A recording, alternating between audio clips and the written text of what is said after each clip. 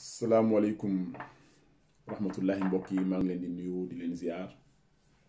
di leen ñaanal jàmm di ko sàkku ci yéen di ñaan yàlla mi nga xam ne mooy borom jàmm yàlla defal ñu jàmm ju baree bari defal ko àdduna bi yépp waa tey nag bëggoon def jàngat rek ci stratégie bi nga xam ne moom la le président Macky Sall teg depuis ba muy gouverner Sénégal ba léegi boo tax mu war a mun a jël réew mi rek tënk ko moom ni mu ko bëggee rek lépp lu mu bëgg a jàllale jàll na ni mu bëggoon téye réew mi téye na ko noonu lépp loo xam ne bëgg na ko rek moom mu ngi koy def te bu ngeen amee seetlu gis ngeen ne dara du ko ci fekk te bu ngeen amee seetlu encore gis ngeen ne opinion internationale bi pratiquement du ñu attaquer jamais le président Macky Sall loolu nag pour comprendre ko il faut que ñu waxtaan tuuti étudier lu bari ci loo xam ne moom le président Macky Sall lalee politique am ba mu jural ko li mu ko jural nii yëpp tey le président Macky Sall ci cheminement am avec le président Abdoulaye Wade dafa am lu bari loo xam ne da koo jàng mais li ëpp solo li nga xam ne jàng na ko moom mooy le citoyen sénégalais nan la sénégalais bi di xalaatee loolu da ko maîtriser donc maîtrise boobu noonu moo ko may mu am lu bari loo xam ne tey mu ngi koy def te Sénégal dara fekk ko ci damay waxtaan ak kilifa bu mag mu ne ma mais sénégalais yi xanaa dañoo ragal a génn wala moom daal xamul la moo tax duñu génn par rapport ak li fi xew yépp duñu génn qu'est-ce qui se passe waaw loolu nag pour nga xam ko il faut nga dem en profondeur ci stratégie Macky Sall Macky Sall ba mu ñëwee au pouvoir dafa am loo xam ne da ko comprendre parce que Sénégal bu ngeen xoolee ñaari pouvoir moo fa am muy pouvoir religieux bi maanaam sëriñ si ak pouvoir politique bi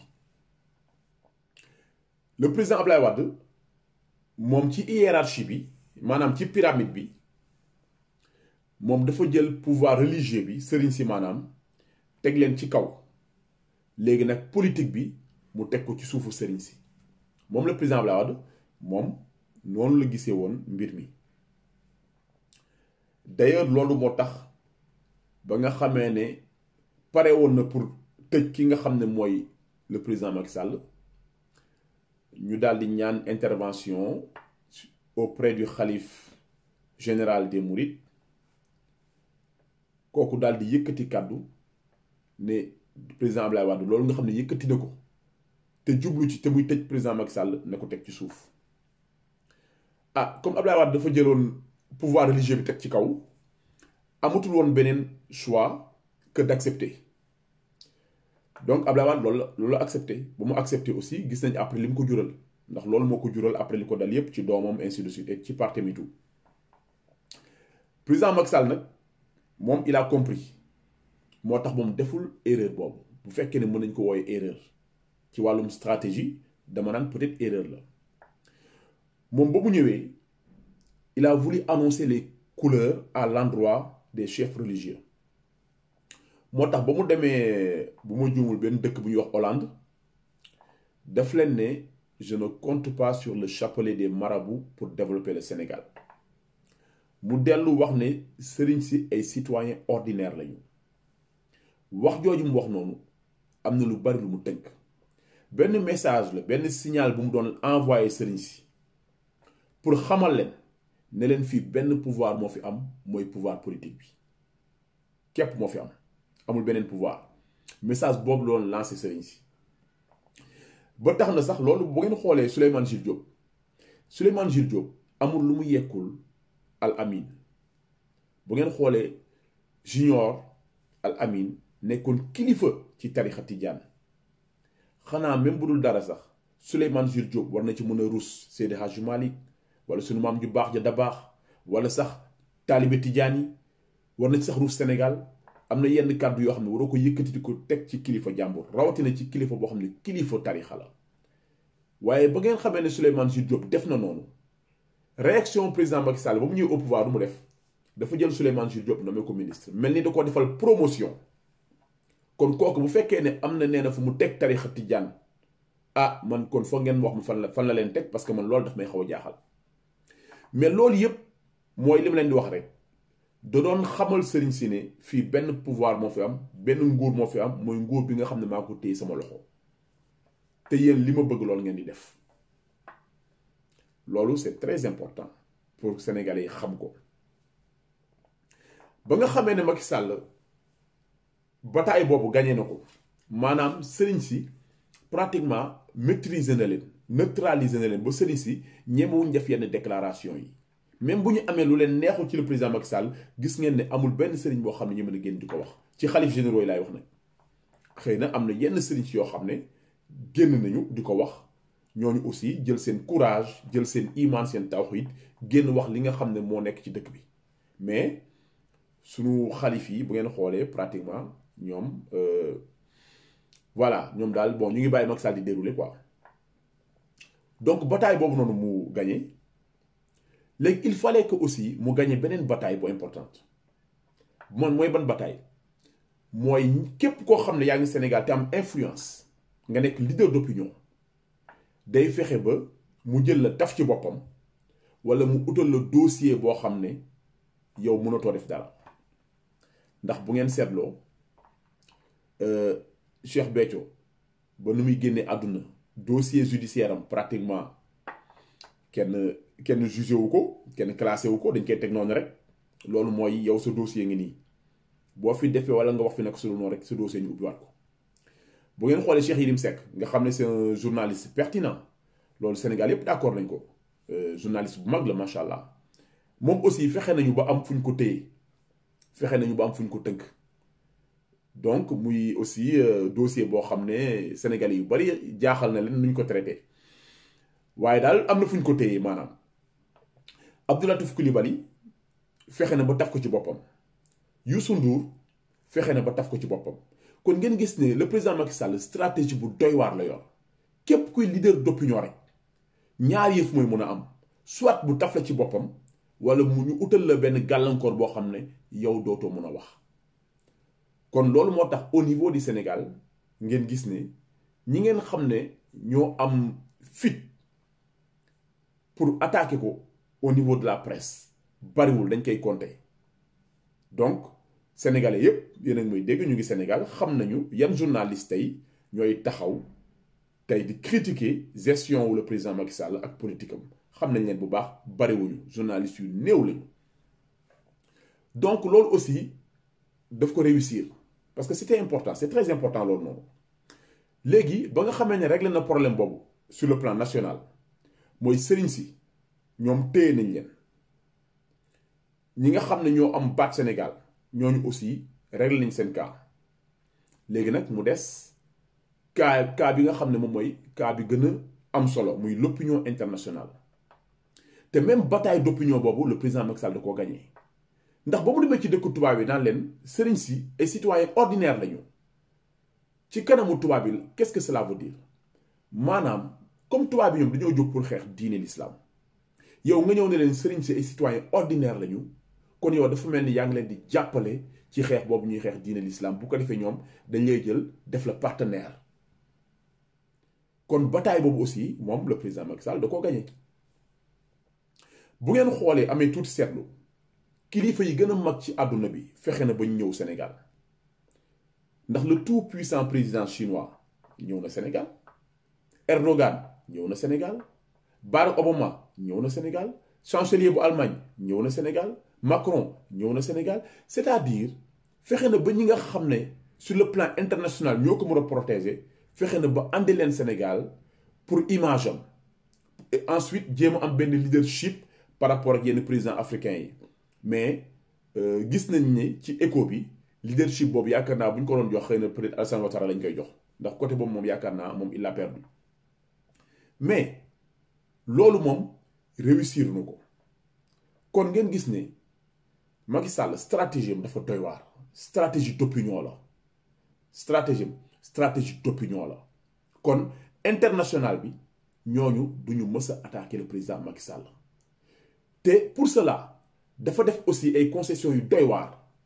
ndax du hésiter jël suñuy matière première jox ko ab dëkk bu am doole ngir par ngir image am te presse dëkk bopp aussi bañ ko attaqué moo tax gis ngeen ba ci benn bloc bi nga xam ne moom lañ jox Total te sur l'appel d'offre Total n'avait pas le meilleur dossier ba loolu moo waral Thierno Alassane Sall démissionné mais le président Macky Sall ne nañ ko jox Total kon gis ngeen ne du français yi ñooy taxaw naan dañuy ŋàññi le président Macky Sall feeru Falémé bi ñuy wax te ñu jox ko Erdogan jox ko Turquie kon lépp lu mu soxla ci wàllum matukaay wàllum répression Turquie dina ko jox kon ngeen gis ni stratégie bu doy waar la def léegi gagné na opinion internationale bi au niveau national léegi fi mu ne nii moom kenn ñemeetul wax léegi il est seul face à la jeunesse bi nga xam ne ñoo bëgg a xeex ak moom mais c'est une jeunesse qui est esseulée c'est une jeunesse qui est toute seule dans ce combat là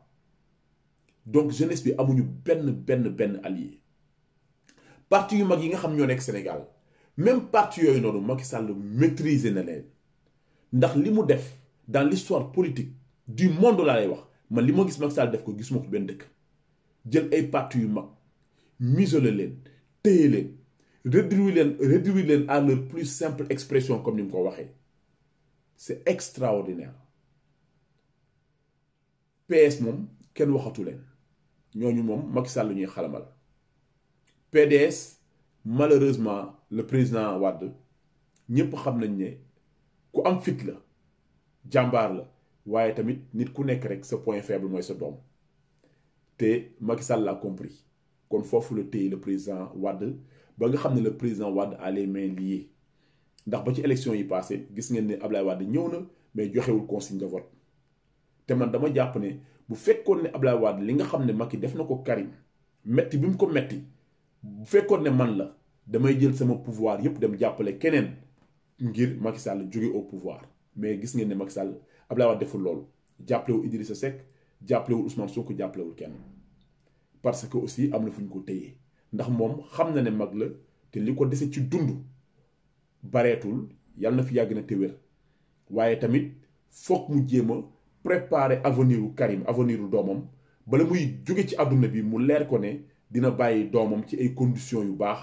ndeysaan loolu noonu le président Macky Sall xam moo tax président Macky Sall mu téye fa aussi Ablaye Wade moo tax ngeen gis ne Karim pour ñu amnistier ko du yomb mais Macky Sall comme ni ma leen ko waxee rek bête politique la stratège la donc ku ci nekk rek am na fu mu la téye Khalifa Sall waxi noonu donc tey kenn moom moo fi des koo xam ne il est seul face au président Macky Sall muy le président Ousmane Sonko moom nag ce qui est sûr et certain mooy mu ngi xool matin midi soir moom ak ay partenaires am fan la ñuy jaar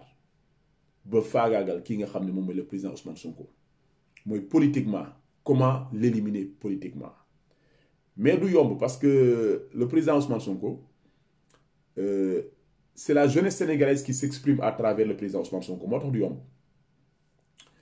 waaye nañu dem ba xam fi wànnent di mujjee ak ay bëtam le président Macky Sall fi mu ne nii dafa woote dialogue politique mais dafa am benn piège bu doy waar boo xam ne mu ngi ci dialogue politique bi nee naa leen c'est un stratège bu doy waar la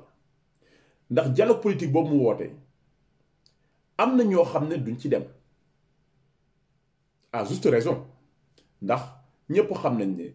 mascarade la théâtre la mais nekkul dialogue moo ko tax a jóg c'est que li ko tax a jóg mooy toujours rek li ma leen di wax mooy opinion internationale bi nga xam ne moom la Macky Sall bëgg a rassurer ci naka xam na ne ci dialogue bi am na ñoo xam ne duñ ñëw mais dafa am lu tubaab di wax li ñu naan les absents ont toujours tort les absents ont toujours tort ñi nga xam ne demuñ ci dialogue bi bu ko defee moom le président Macky Sall danaan tubaab bi bon voilà gis ngeen man woote naa dialogue pour ñu waxtaan